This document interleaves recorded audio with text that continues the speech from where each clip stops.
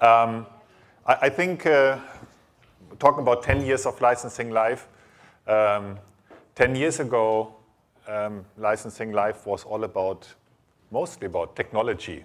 Yeah, you had a licensing problem, and then there was a technical solution for it. And we saw that Viavi earlier. Yeah, the old licensing solution was this cryptic dongle. Yeah, and then the new licensing solution was a different dongle. Yeah, and today we talk about software monetization and licensing, and its processes and goals and philosophy and transformation and business objectives and alignment and, of course, changes, yeah, change management. And we have a few change agents here on the panel, some of you that you have seen already today. I have a few questions prepared that I want to ask them at any time. If you feel you want to ask a question, please also raise your hand, and I try to include you. But maybe before we go, let's have a quick round of introduction. I'll ask you to introduce yourself, maybe your name and company, what function you're from, and what change you wanted to drive or have driven. Yeah? Great. Hi, I'm Tom Minifie. I'm with AVST. We're a software company focusing in the unified communications space, and we've been a Gemalto customer for a number of years. I'm the CTO at our company, and there was a discussion about C-level guys. I'm not sure I wanted to admit that, but I'm one of the good ones, okay? And we're a relatively small company, so within my organization, I've got IT, I've got the development organization, and QA, and some of the operations folks. So really the change that I was driving, we moved from a perpetual use license into a subscription license. We sell through channel. And so it was really implementing that change both internally as well as with our channel, as well as with our customers. Thank you. That's a tough act to follow. Vince Jannelli, I work at Sharp in the US operation. I'm responsible for software product management. And kind of a sphere of influence includes IT and operations, because the plumbing just isn't right in a hardware-based organization. We are primarily B2B focused. I think that's the key thing, because a lot of times when people think of Sharp, they think of TVs and microwaves, and that's another group in another area with another set of problems. Hi, everyone. I'm Bill Graber, and I'm from Trimble, Inc. It used to be Trimble Navigation, but we recently changed our name to Trimble, Inc., so that's a change that I'm trying to manage recently. But you know, it was a couple years ago when it was hard to say Gemalto because it kept saying SafeNet, so it's not quite as dramatic of a change. But so I'm a marketing director for Trimble, and really I'm not a marketing director anymore. I'm more of an e-commerce director, so I manage e-commerce for the channel for Trimble, and now we are embarking on EMS. Because, you know, a shopping cart and subscriptions don't go terribly well together. So we're in the process of trying to modify a lot of our e-commerce modeling to deal with temporary licenses. My name's Jim Kelley. I'm with Viavi Solutions, Operations Engineering Manager. Most of my function has to do with developing test for hardware. Viavi's products are predominantly hardware with software functionality. We have some software-only products, and that's where licensing has always been a part of Viavi's history. Licensing has always sort of been a red-haired stepchild for the company, and what I've been trying to drive is, one, standardization to get us all to use the same set of tools, and two, legitimizing it to make it something other than a red-headed stepchild, so that we make this visible, that is used by all the various divisions in the company, and we can start to come to some sort of efficiencies. Hi, I'm Sora Naeem. I'm from Juniper Networks. I run an organization called Enterprise Business Operations and Transformation. And I have migrated across a lot of the operational roles inside Juniper, including supply chain and engineering. But our connection to Gemalto started when I was working in engineering. Today, we have a much broader scope that we are incubating the capabilities around monetizing the software and the licensing, and there's a licensing team now in my team. But we also run an enterprise portfolio and a couple of other good things that you'll hear more about tomorrow because I didn't present yet. but looking forward to that. Okay, I can keep it pretty short. I just presented. So Jeroen Peeters, Phillips, part of the Global Business Process Owner Organization. Eventually, that lines up into our COO. So I'm part of operations, but really focusing on improving our capabilities and driving harmonization globally. Okay, so we have, somehow you've huddled 3 people more from operations engineering, yeah? Then, yeah, exactly. And then we have marketing, product management, engineering, if I can say, yeah, in a bigger picture. Would you all say your function is the right function to be the change agent for software monetization process, or would you actually say, yeah, I drove this because I drove this, but I see the best natural owner is this or that function, yeah? Anyone with a view? So having been in multiple organizations, I would say it's very specific to the company and where the change where you can find the best leadership support for that change, but also the right skill set and where you can pull those users and players together in order to drive the change. So it may be very process oriented and therefore more operational. It may be coming from more of a strategic marketing place. So I think there's not one right answer. And I certainly think that we probably all need to engage with people across the business in order to facilitate the change. Yeah, I would second that. Organization and organisms, you know, same kind of root. I don't know if it's Greek or Latin, that's beyond me, but they're all individual. And so depending on your organization, where the change occurs and who drives it is contingent upon that individuality of the organization. The other thing I will say, and it's, you know, I'm sitting next to a CTO guy, right? C-level. He doesn't like me saying that, but you do need a strong champion. And then who doesn't do the work, by the way? And then the question is, who's foolish enough to lead the charge? And that's where it ends up falling. Yeah, I think the only addition I would make is that the demand does start generally from new propositions, right, and solutions that we're going to design for the customer. So I think, you know, the demand generates from product management, from, let's say, more the strategic portfolio process. I think the ownership should be there. However, that has been used as an excuse for operations in many organizations to wait for that to come to them versus being part of that strategic discussion about what should our supply chains look like in the future. And I think that is something that I think the driver should be from where the proposition generates from, but we need to be much more proactive from an operations perspective to support that. Because once they know what the product is, you're too late. That's basically it.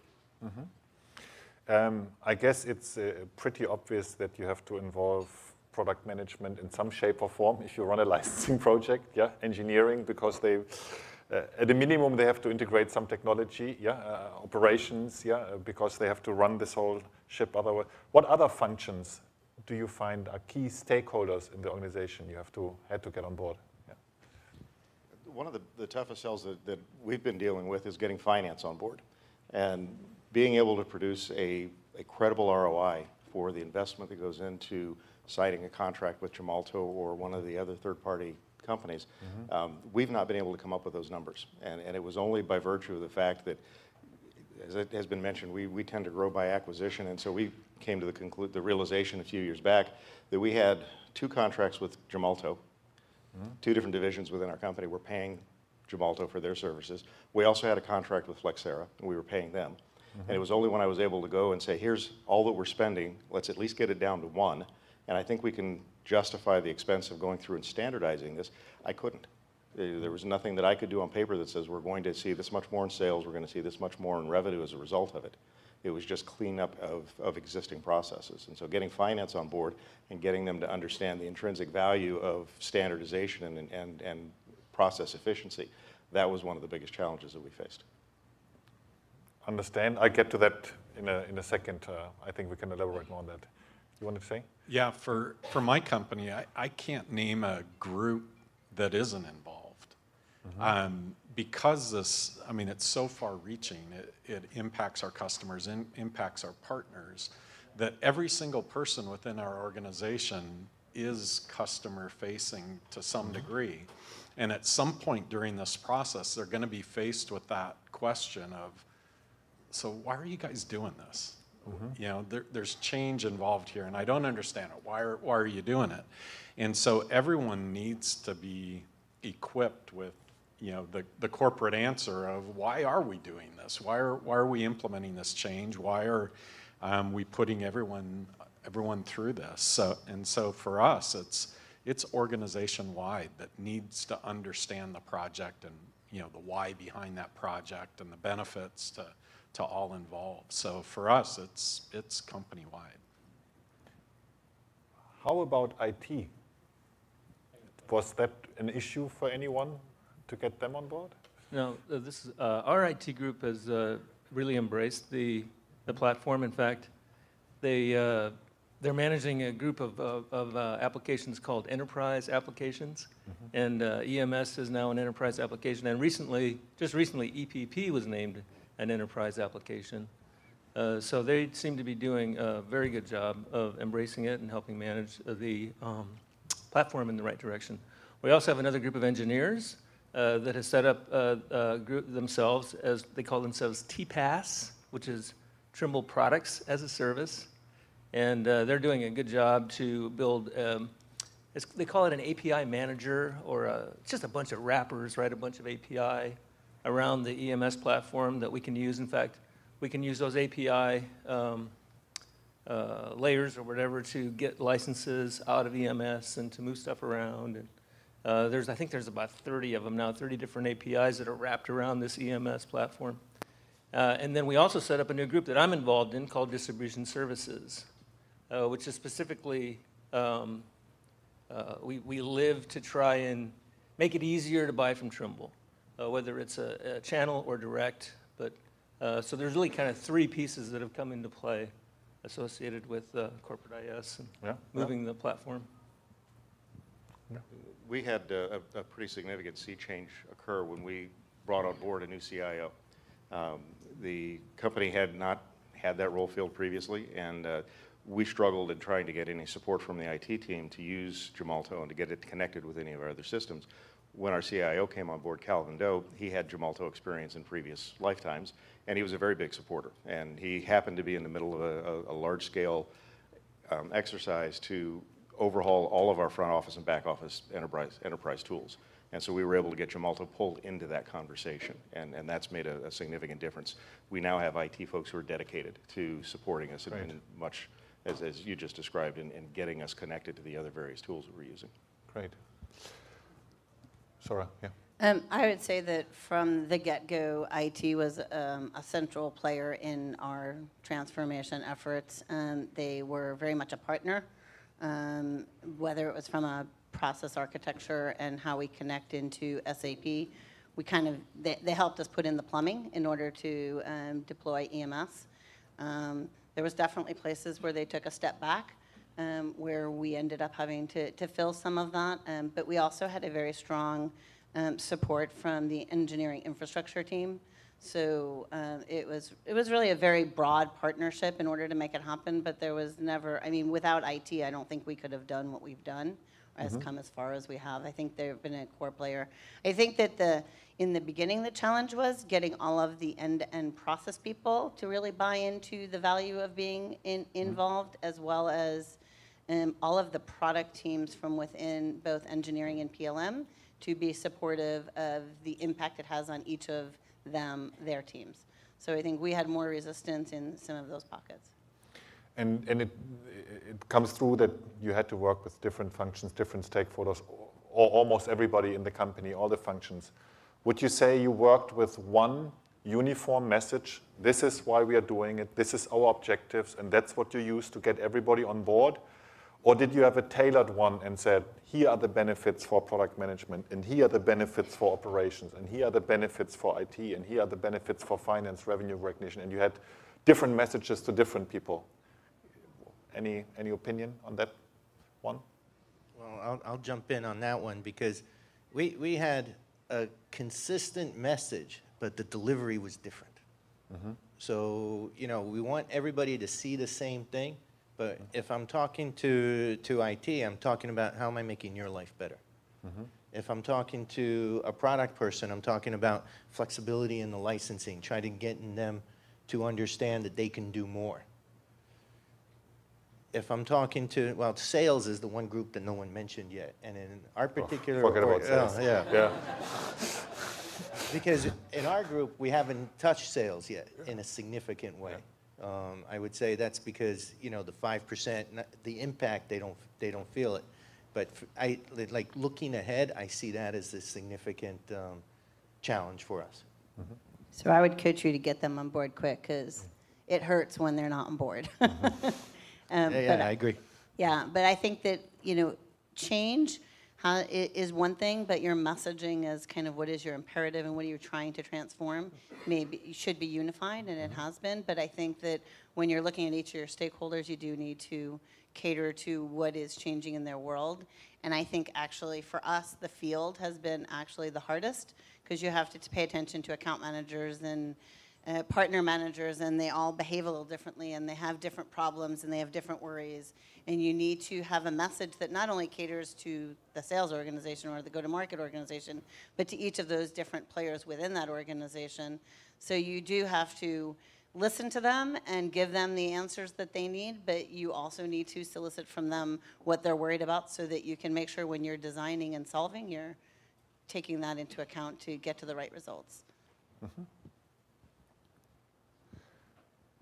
Tom, you wanted to say something? Yeah, just real quickly, I would agree with all that there needs to be that underlying, you know, here's the reason behind that we're doing this, and kind of at that steering committee or decision-making entity that's involved with actually making the decision, that discussion's a little different, and you're formulating that reason. But then as you're meeting with all the different departments, the discussion does change, because they have different interests, different viewpoints, and frankly, they weren't involved with the actual decision to move forward with this. And so with them, it's very, very important to get them on board with, you know, why are we doing this? And that's been the key for our organization. Got you. Jim, you made the point of the ROI and not having one and so on. And that's something that resonates well with me in sales. Yeah, we deal with many projects out there simultaneously, and not every opportunity where we speak to someone who wants to do a licensing project gets to a licensing project. My biggest concern is not whether I'm the chosen partner in a licensing project. My biggest concern is there a licensing project, yeah? And does it really take off? And in the last year or so, we have worked more and more with our customers to help them build an ROI if they didn't have one already, yeah, and be their sparring partner in building a business case. So again, what's your opinion? You said for you this concept was fundamental. Was the fact, or what was the decision making more around ROI? I see the numbers, so yes, I'm going to approve the project, or was it a strategic vision? I want to go somewhere, and the numbers are second priority. Yeah. Well, how would you describe that? Yeah. For us, we had a body of product that already had licensing, and so when I was bringing this to the table to say that, one, we could cut some money out of our spend by streamlining this, and two, we need to keep spending money, we had the advantage of product that we couldn't turn off. So I was never faced with a question of, do we want to stay using licensing of any kind, because it was obvious that we had to keep things going. We had product we have to support. The investment to go standardize and the investment to tie our licensing solution into the rest of our infrastructure, that's where we couldn't come up with a hard black and white ROI that said this is why it makes sense. And it wasn't until we tried multiple different approaches to get the buy-in from IT and from the other bodies that were going to have to go invest in the process, that we joined partners, became partners with our new CIO, who was going to be overhauling the entire front and back office suite. And that was being able to put the Gemalto activities in as a part of that overall project made it a non-issue for us. We got as part of that strategy. So it was, again, not a hard black and white, we're going to make this much back on that much of an investment, but this is the vision of where we want to get to in the future, and e-commerce was a piece of that, and automation was a piece of that, and we have to do this to make that work. So that was more on the vision, yeah? Absolutely. Jeroen at Philips, could you put an ROI, a business case, yeah, on this, or was it also more strategic? Well, it started very strategic. So we said, okay, you know, I think we have like 6 or 7 licensing management systems going around across the businesses. We wanted to do this harmonization and standardization. We wanted a certain customer experience. We were very deliberate in you know, doing an analysis across the suppliers that are out there with that maturity level to deal with a company like Philips, and we made that selection. However, that led to positioning of, you know, of Gemalto as part of our target architecture and part of our target processes. But now to drive the adoption, you know, now we need to get further into the business case, because the systems that we have running maybe cost 50,000 euros a year to run. You know, making that shift to the investment to actually use out-of-the-box tools like Gemalto is a big investment, but a good investment. So we know that it needs to be done. I think the main challenge is that, you know, because the benefits actually span across functions, but the person paying for it is not seeing all the benefits, we're now trying to drive a business case that covers, let's say, all the benefits across these functions, and that drives funding of one of those functions to actually be able to pay the bill for this capability. So it started strategic, but in the end, the numbers still matter, because, you know, it is a big deal, and somebody needs to pay for it in the organization. Luckily, the pilot with ultrasound, you know, they're very willing to pay for it, and they see the benefit from the get-go. Other businesses know they need it, but they haven't figured out yet how to fund it and how to drive that. So yes, the numbers matter, for sure. How did you pick the unlucky function that had to fund it of all the functions that benefited it? Yeah? Well, I mean, we haven't, so naturally, because, you know, Gemalto is a software delivery and an entitlement delivery engine, we said, well, this is a operations capability, right? So we said, okay, this is, yes, R&D uses it, you know, to integrate in their products, and yes, service uses it, but the real accountability, if we cannot deliver to our customers, who needs to pick, you know, who do they call? They call our COO, and they say, your supply chain for software is not working, what are you going to do about it? And that is kind of how we drove the thinking around who's going to own it. But of course, in the business groups themselves, we need to make sure that all these head of operations can you know, actually afford it and drive that going forward. Gotcha. Bill, at Trimble, I understand you're adding product line by product line, yeah, with software monetization strategies, yeah, and the licensing concept. Does everyone have to produce a business case, or is it also more strategic direction? Yeah, Yeah, you know, there's some business cases, and some of the business cases are fairly easy to do, but a lot of the things there was one in particular that I'd like to just talk about.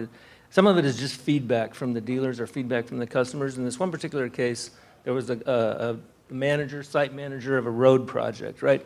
And so he was in this trailer, you know, they're in these trailers on these sites, right? Well, the whole side of the trailer was like white wall. And he had all the machines written down on the whiteboard, 100 machines, and for each machine, what hardware was on the machine, and what version of firmware, what, you know, the software is on the machine, and what licenses were on the machine, and the warranty, you know, the warranty end date and everything. And then all the people that were on the site he had to have. So he had all this stuff, and he was doing it all manually. And he just said, hey, is there any way that you can automate this for me? I mean, this is what I want. And so that was really the driver of that particular deal. Even though it wasn't really ROI-based, it was dealer-driven or customer-driven. And so a lot of the times it's a dealer-driven scenario, and then we try and build a use case behind it or a business case behind it. Okay, thank you. Sora, you want to add something? Yeah, I would just add that at Juniper, it started as a CO imperative. So we had clearly the C-level engagement. But as it started, I was working in engineering, and engineering really took full ownership of the cost of the engagement, and continues to support that as we go forward. So it is a central funding, and then the licensing team is driving more of the strategy of the how, the what, in what order, and what benefits that we get. Obviously, always looking for, I think in one of your previous, maybe it was yours, sessions where you talk about bring some value so people can continue to get buy-in. I think that as part of driving good change is people are appreciating that, oh, good job. Okay, what next? And trying to continue to get that, and that helps facilitate the buy-in as you're driving the change and the transformation. But from where the Uber level, it has to, I think it has to have, I think it's works well coming from a centralized place. Okay.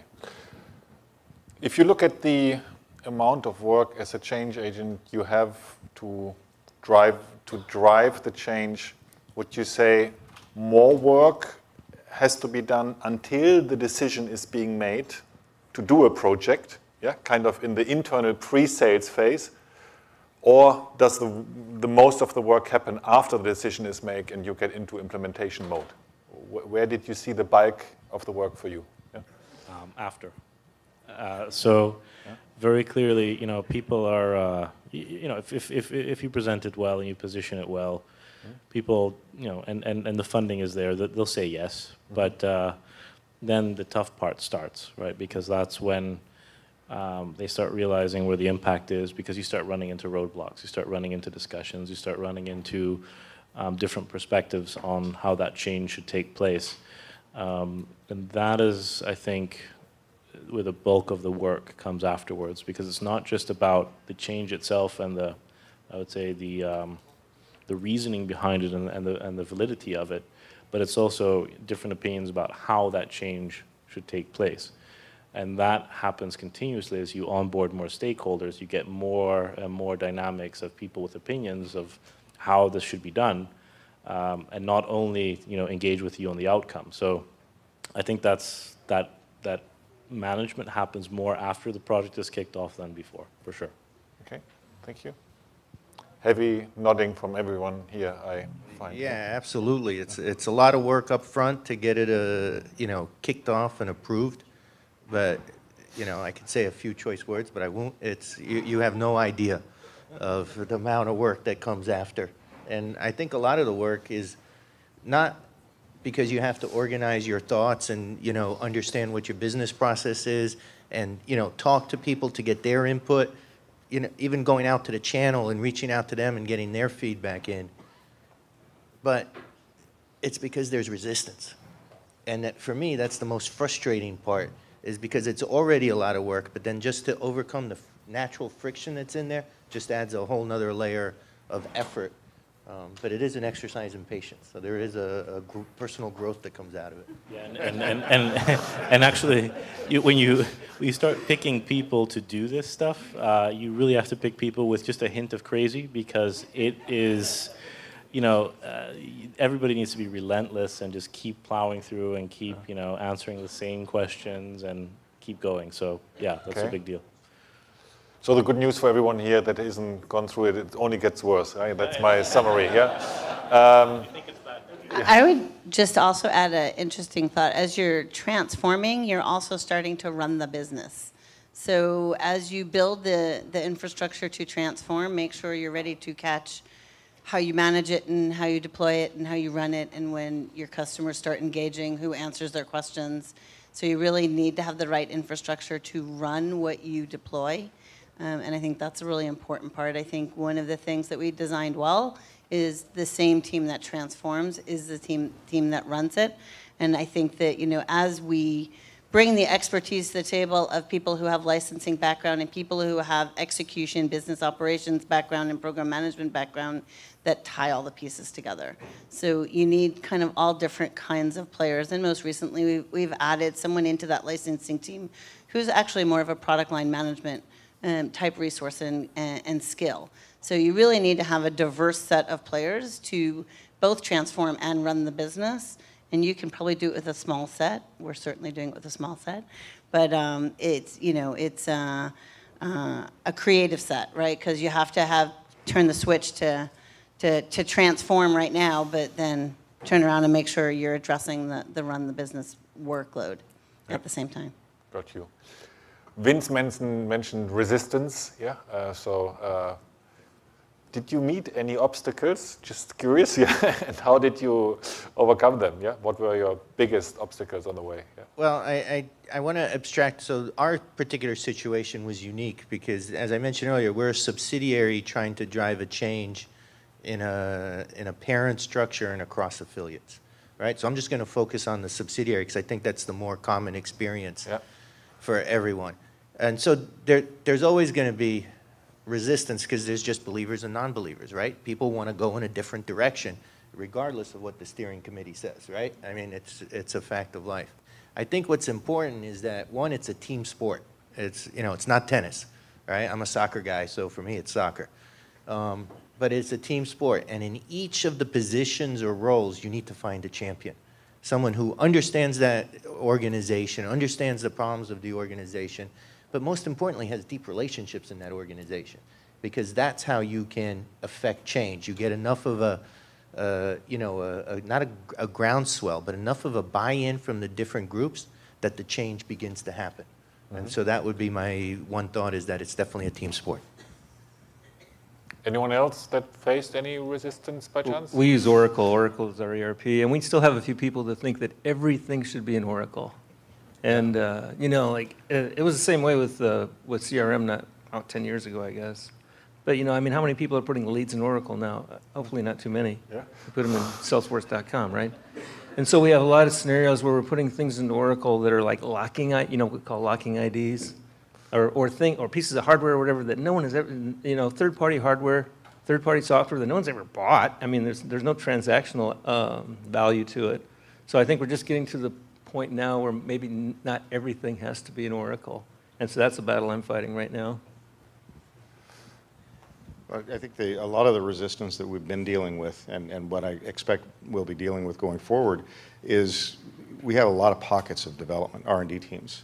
We've got 45 locations, probably 30 of those have R&D teams in them, and every one of them has an engineer who says, I could write the code necessary to create that license in a day.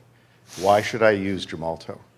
And it's having that conversation over and over and over again with all of the different engineers, and getting buy-in at whatever levels you have to get up to get them to get on board and use the standardized tool.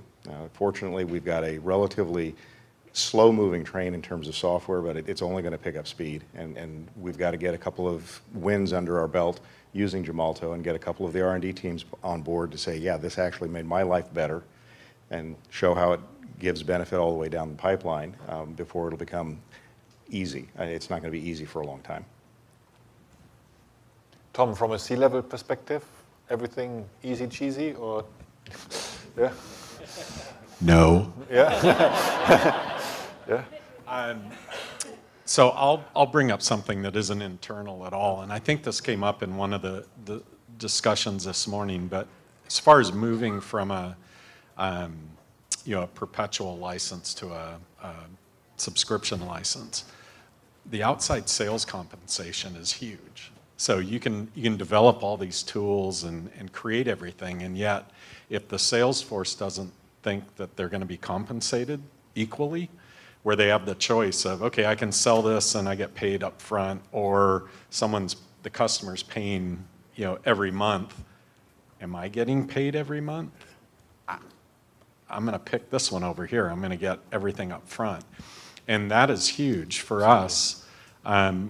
You know, it's not just coming up with that model that our own internal salespeople are comfortable with, but then it's educating the channel as well, and making sure that the channel is compensating the channel salesperson in a comparable way, so that then they either feel it's equal or they feel it's better. If you're trying to drive everyone to subscription, then make it more lucrative for the salesperson to sell that option. And that was a big, you know, that was as big a project as all the implementation stuff. And I can't say that we've completely solved it yet. We have internally, but you know, the independent partners, that's harder. We don't control what they do. We can just, you know, encourage them. Absolutely. Again, on resistance, was there anyone you asked for help other than your spouse or typical colleagues kind of in difficult situations? Any resource where you would say, if you're stuck in this process and you don't know, how to maneuver through, this is a good idea, this is someone to turn to, internally, externally, whatever. Was there anyone that helped you in a critical moment of your project? Well, I have two answers to that question. One is Bill, who happens to be sitting next to us. I have to give him a shout out because we met him here last year.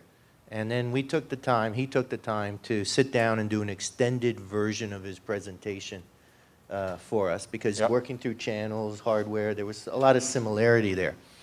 And so what that allowed us to do is we have these seasonal, global meetings with the product teams that kind of drive the change in the organization.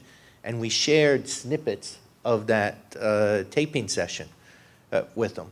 And it was really helpful to, paint the long arc, right? That's the chain that I was talking about this morning because it kind of shows where you could end up. And I think it was your GPS systems that had different, that was the key that kind of resonated a little bit. Frankly, I think half the people that walked out of that room, probably more than half, 75, forgot about it 2 seconds later as they went back to their day jobs, but at least they had a piece in their head. So that was huge. And the second one is kind of what I said earlier is that, it's a team sport. So you got to find the person or persons within each group that understand it and see it and believe it. And you also need, continuing with the team analogy, the front office, right, to believe in the direction, right? Did any of you see Moneyball, by the way? I just saw that on the plane. Resaw it. If the front office, the manager didn't believe, but the front office believed, and eventually it paid off. Well, I had a very lucky example. I think so we had all our business groups involved, basically, and we had one business group where we had a person that was able to rally a whole group of stakeholders together and do regular communication to them on what we were doing, how it was going to benefit their business, bringing the right people to the table for us. That was great help because if you're dealing with such a broad stakeholder group, such a broad organization, you need people, or I think you called them champions, right? Mm-hmm. You need champions in these organizations that are willing to contribute time to help you bring the message, to help you bring the right people to the table, and really engage actively on a regular basis. That helped us tremendously. Where other businesses, hardly invested in that, and a lot had to come from the central group to go into these businesses, find the people, talk to them. So it was a huge accelerator for us. Thank you.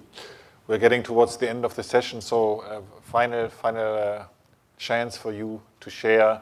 If there's one piece of advice to share with all the other people that are going to go through a similar process, maybe that you wish you had gotten before you started the journey, and have learned the hard way. Is there any piece of advice you want to give the guys here? Yeah? I don't know where Jim Kravczyk is, but he... Over there. We had Stephen Noel do a demonstration for us a couple weeks ago on RMS, and it was excellent, really good. And I think that he's going to do another one on the Sentinel Cloud in a week or two. Those kind of presentations, I think, are going to be invaluable for you if you get a chance to use Steve or some of the other guys. It worked out very well for us. It was very helpful. Thank you. Yeah. Anything else? I would just say the engagement of a senior leadership core team is really important, and that not only are they engaged, but they feel accountable to the deliverables that you're trying to bring is important. And I think that we had a very strong start. I think we had a shaky middle, and we're in a better place today. But some of that was about just change inside our own organization in terms of orgs and roles. But I think the accountability of the senior leadership that believes in what you're doing, whether it's to fund it or to support it or to resource it, is critical to being successful. And I felt it when it was good, and I felt it when it was bad. So it feels a lot better when it feels good. I would add to that, yes, C-level is critical. That's the front office part, so to speak. 2 is the vision, right? The strategy. That's the trigger that overcomes inertia. But you got to keep feeding the beast, which means you got to show success. And you need the wins along the way, and you have to rally for those wins. And then it's a team sport, so everybody gets the credit if it goes well. No, that's actually a good point. So, like, again, start small, try to create value early, then don't compromise on the vision, because, you know, sometimes the small stuff seems to not really be in line with what the future is about. And I think the other part really is that it's never going to be the way you expected it to go. It will never be that. So just and really find people that will go on this journey with you that can actually embrace that. Because there's a lot of people that cannot deal, and you know, with that type of change and that type of uncertainty.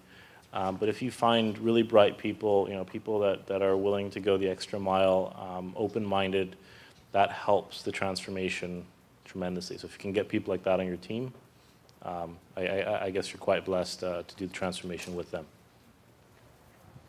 Thank you. Thank you all panelists. Yes, thank you very much. Yeah.